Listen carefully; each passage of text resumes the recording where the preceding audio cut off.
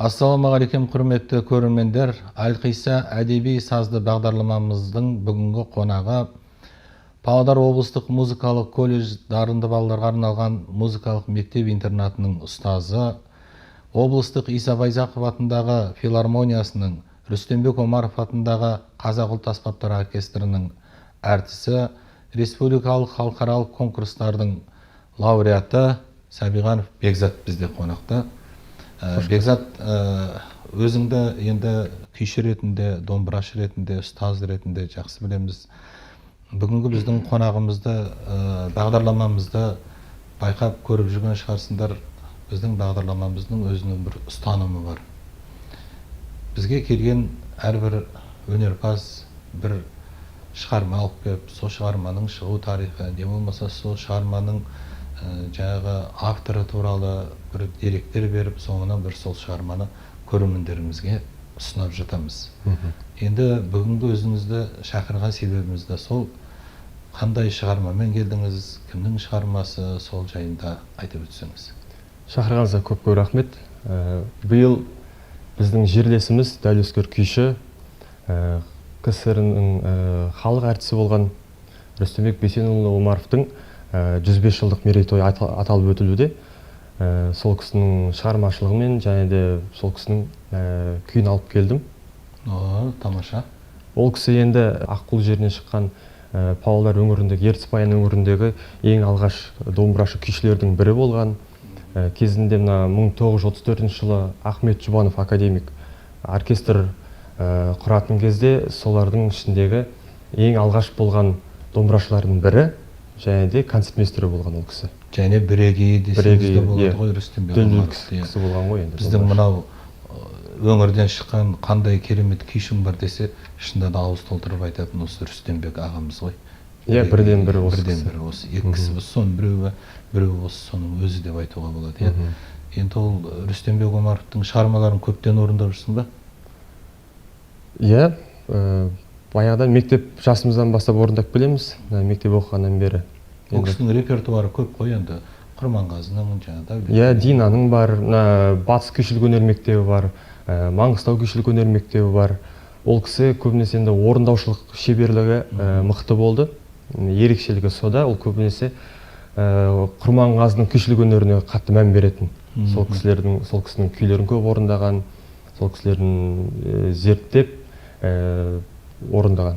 Бір қызығы, бір деректерді айтады, мына батыстың күйшілік мектебін, соның өнерін бойына сіңіріп, мына Рүстембек Омаров қайдан шықты дейтін де бар екен да, біз батыстың күйшілерінің өзін таңғалдырады. Солтүстік өңірден дейсіз ба? Иә, мынау батыс қайда, біз қайда, мына Рүстембек Омаров сондай бір мектепті бітірмей, бірақ осыншама дәулескер күйші болып, батыстың барлық жаңағыдай бір күйдегі бір кездесетін керемет сұрапыл ойнау дәстүрін бойына сіңірген, сол батыстың өзін таңғалдырған күйші дейді ғой, біздің Рүстембекті. Енді Ақселеу Сейдімбеков, ол кісі күйшілік өнер мектебін 11 мектепке бөліп жіктеп шықты ғой. Сол әр мектептің өзінің ерекшелігі бар, өзінің дәстүрі бар орындалатын. Енді жаңа сіз өзіңіз айтып отырғандай, бізден жаңа солтүстік өңір, мысалы Арқа мектебі, ол көбінесе бізде енді Шертпеге жақын болады. Тәттімбет бар, Әбді бар деген сияқты.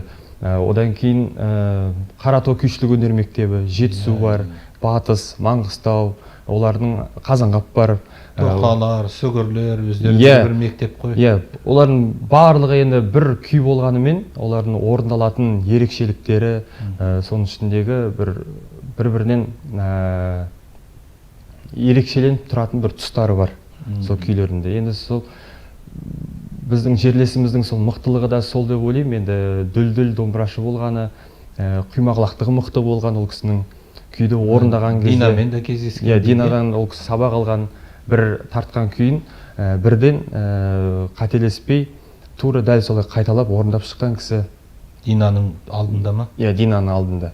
Ол кісі енді сол жаңағы Рүстембек Омаровқа шайтан бала деп ат қойған екен. Енді ол кісінің сондай бірден бір бірегей болуы да сол себепті деп ойлаймын енді. Талантты, тума, дарынды талант. Шіркін-ай, осындай бір талантты, керемет тұлғамызды, тарихи тұлғамызды 100 жылдама, 1000 жылдама бір қайталанатын бүкіл мынау Алматы өңірінің, Батыс өңірінің кезінде барлық Қазақстанда тамсандырған керемет тамаша күйшіміздің қазірде біз соның бағасына жете алмай отырған сияқтымыз ба, іздену аз ба, іздеу аз ба, зерттеу аз ба деп ойлайсың. Ал енді Бекзат, осы Рүстембек Омаров туралы айтсақ, енді таңдатырып, ол кісінің басынан кешкен уақиғаларды, қызықты дүниелерін айтуға болады. Бірақ енді көрермендеріміздің күтіп қалған шығар, осы бір тамаша қандай шығармасы, өзінікі ме, репертуарынан ба, не алып келдің, соны орындап берсең. Енді қазіргі таңда ол кісінің бізге жеткен бір күйі бар, Жастық шақ деген күйі. Қазіргі таңда орындап жүрген мектеп оқушылары, студенттер, оркестрдің құрамында ойнап жүрген Жастық шақ деген күйі бар. Ой шіркін. Иә. Ал тыңдайық. Олай болса қабыл алыңыздар.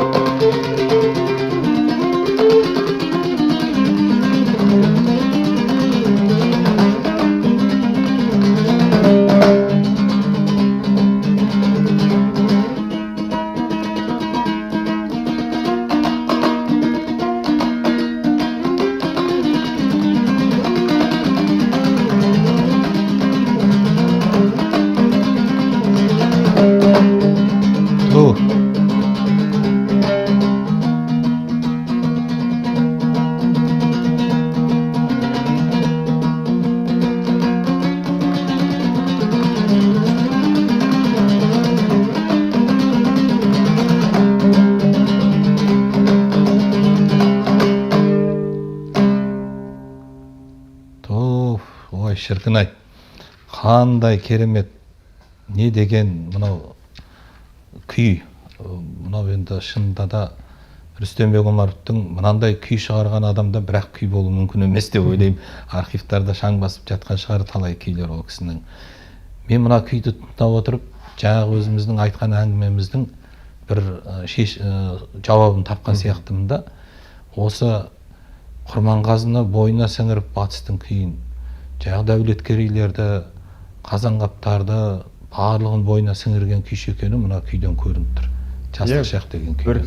Құрманғазының екпіні де бар, жігері де бар. Дәулеткерейдің толғауы, анау романтикалық, лирикалық бір сарындары жатыр. Қазанғаптың жаңағы ойнақы, құбылмалы бір сарындары бар сияқты, енді естіп жүргесін соның бәрі көз алдыма келді. Тіпті өзіміздің енді шертпе күйдің шебері Тәттімбеттің бір әдемі бір әуендері, бір қоңыр саздары да бар сияқты да маған. Соның барлығын әкеп бір өзінің бір дүниесін алып шығып, бір арнаға тоғыстырып, сосын соны мына Жастық шақ деген бір адамның өтіп кеткен шағында бір керемет көңіл күйлер болады ғой, неше түрлі құбылыстар.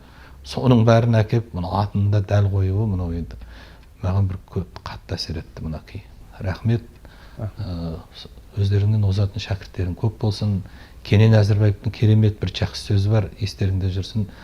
Ақындардың да айырмасы бар, ән мен күйдің де қайырмасы бар деген. Соны мына осы тамаша күйлердің бір сарынын естіп, жаңа мен Жастық шақтан осы сөз еріксіз есіме түсіп отырды. Сондықтан бұл күйдің де қайырмасы болар, әр жағынан басқа күйлерді табыла жатар дегенім ғой. Сонда тағы да бір кездесіп, елімізден, жұртымыздан шынайы сұрармыз. Рахмет уақыт бөліп келгеніне. Құрметті көрермендер, осымен Әлқиса әдеби сазды бағдарламамыз өзінің соңына жетті. Келесі кездескенше аман сау болыңыздар. Ұлттың мәйегі ол салт мен дәстүрінде, сондықтан салт дәстүрімізді, өнерімізді қадірлеп, қастерлеп жүрейік.